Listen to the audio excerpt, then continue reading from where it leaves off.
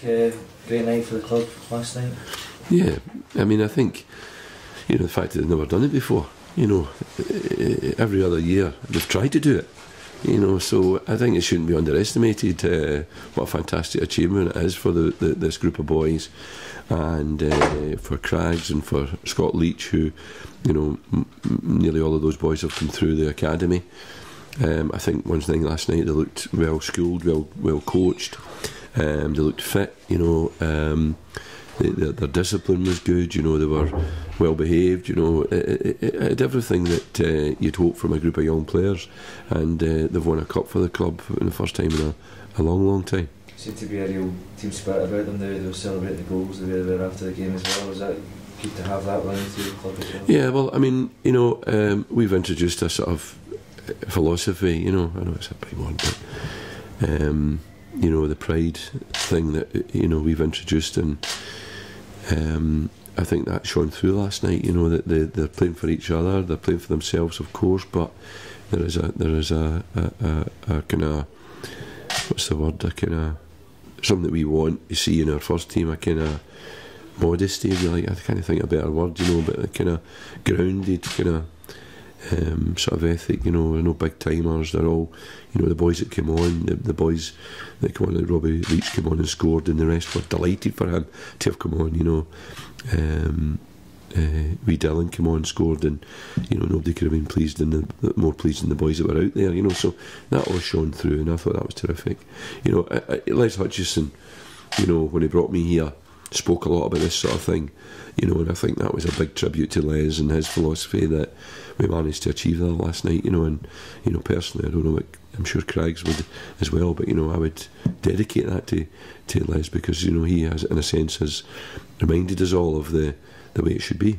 Did it give you encouragement, obviously, the great performances from like Cadden and Dom Thomas, who are already in about the team, but also other guys that you thought, they can handle the big occasion, that they could be ready for the first team next season? Yeah, well, that's what they've got to do now, kick on, Alan Campbell, people like that, Ferguson, Luke Watt, but I allowed Cads. There was a debate about whether Cads should play or not, and I thought, given the circumstances we're in with the first team, where it's not as critical, the games at the moment, I allowed Cads to play, and before.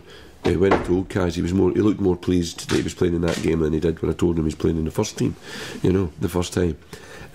But I put him in there expecting him to look like a first team player, to shine and to stand out from the rest, and I thought he did. I thought he looked, he drove the team, he bossed the team, he was a captain. I thought his performance was mature in that environment and showed the progress he's made. Aberdeen on Saturday, it's probably a strange one that you could maybe hand the title to Celtic. Yeah, well, I'm disappointed for Aberdeen that they were going there and it's not, still in the mix for them. I expected it would be. I have to be absolutely honest. I thought they would go the distance, and they've not quite managed it, which is disappointing for them. I think they've had a fantastic season to run Celtic as closely as they have. We can only expect when we go anywhere that the team we're playing against will do their best and play at their best, so we've got to prepare for that. So if we go there and, I don't think it'll be about us, about our result against Aberdeen that will win the league anyway. It'll be the Celtics' results that will win the league. How good will it be with Stephen Pearson back? Yeah, he's still got to get in the team, I know we've missed him badly. We lost one game in 50. Whatever it is, and the boys have reminded him of that. That when he went out of the team, he was a very important player, and over the period he's become less important. So it's now up to Stephen, who we value very highly, to win his way back in. But we know he will. You sense a real sense of enjoyment among the team at the moment now. Top six is secured and they're playing with that freedom. Top six takes the pressure off. I spoke to some of the Thistle lads about this, and they've had as good a season as us, as have Dundee, but fell short by a point or two and suddenly find themselves under pressure, and they won't be enjoying it half as much as we are at the moment. I took a couple of days off at the beginning of the week. If we were in the bottom six, there'd be no days off.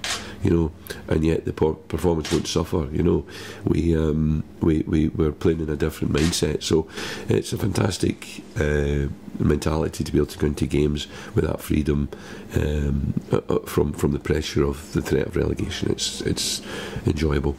The boys seemed to be up for it. The team last week when they came out, there was a determination about them as well. St Johnstone and Ross County picked up points as well, so it's quite a good battle for fourth spot. Yeah, I think it is. You know, and St Johnstone play Ross County tomorrow.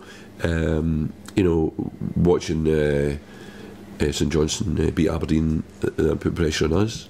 And I thought the boys responded to it brilliantly and went and leapfrog above them, and you can see that being a you know, going to the deadline, if you like, you know, going to the last game.